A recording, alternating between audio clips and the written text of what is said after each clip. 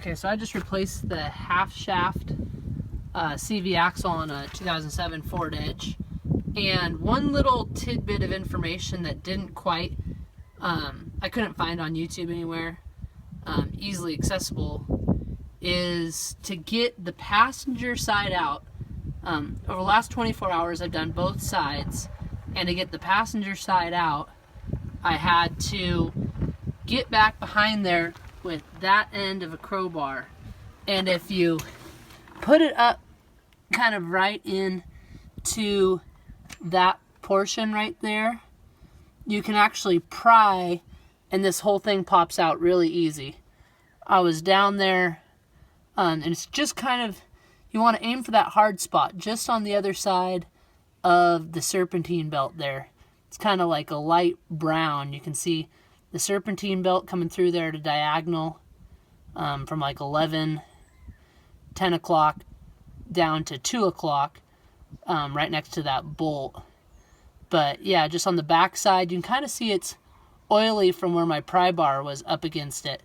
But seriously, you put that end of the pry bar right up against that and then pry on the back side of that CV shaft. You don't need to take any bolts out like I've seen in other videos. You just need to just give it a little tiny tap on the passenger side CV shaft, and the whole thing will just pop right out. Because what happened with me was that piece got stuck. I was turning to the left. When I would turn this thing to the left, and it would,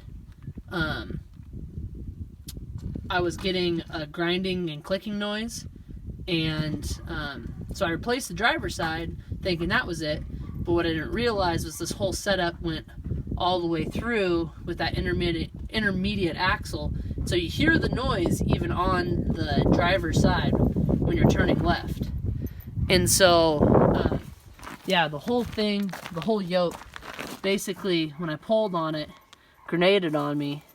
And I'm not necessarily sure if I just fixed the symptom or I actually solved the problem, because I think I'm kind of short on time, but I think I need to fix this hub bearing here, and that might be what caused the problem. Just a little too much resistance on this hub bearing here.